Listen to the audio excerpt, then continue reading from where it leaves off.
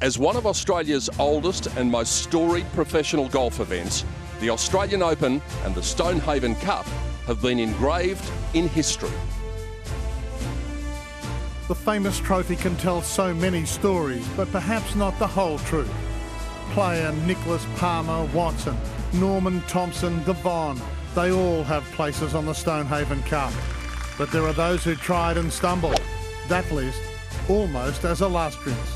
Tiger, Seve, Faldo, Floyd, Els. The Cup was first awarded in 1930, but the Open stretches back to 1904. The Honourable Michael Scott was the inaugural winner. Since then, the Australian Open's been a magnet for golf's finest. Gary Player tops the list.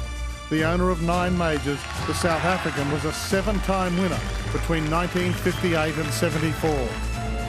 Then there's Jack. Don Lawrence, the doyen of golf writers, called him a cuddly golden bear.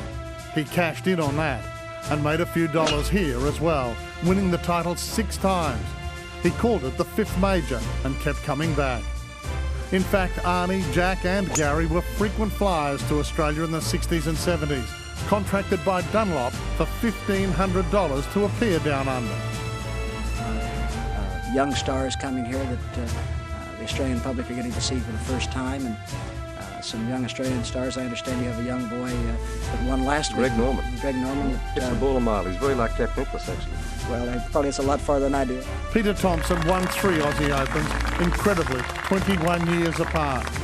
And we lost an Aussie icon, Cal Nagle, this year. He won his National Open in '59.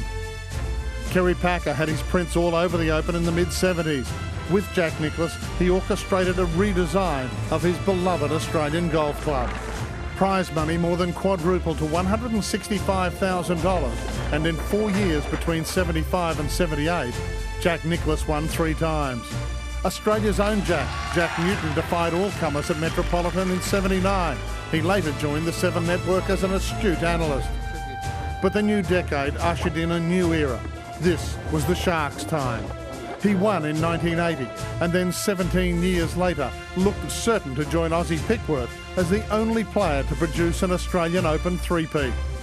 Greg won in '95 at Kingston Heath, '96 at the Australian, and led late in the final round in '97 at Metro, only to lose a dramatic playoff to Lee Westwood.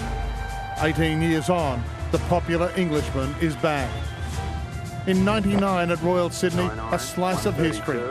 Aaron Baddeley, just 18, became the first amateur since Bruce Devlin in 1960 to win. After that watershed moment, he returned as a professional to Kingston Heath a year later and successfully defended. In recent times, Aussies have shone.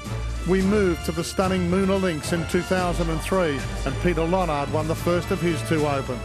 Adam Scott ended his frustrations in '09. It was a critical stepping stone before he eventually eked out that famous Masters triumph. US Open champ Jeff Ogilvy was a winner in 2010.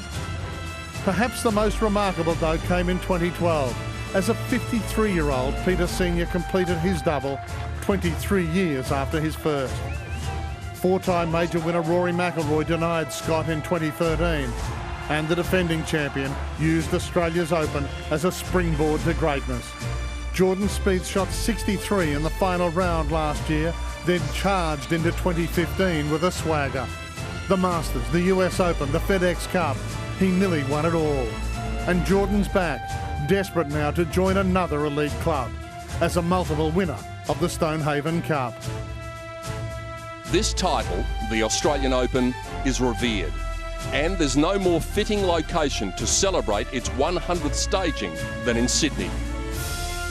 The Harbour City is unmistakably Australia's face to the world, the gateway to the land down under. Welcome to the Australian Golf Club and the 2015 Emirates 100th Australian Open Championship.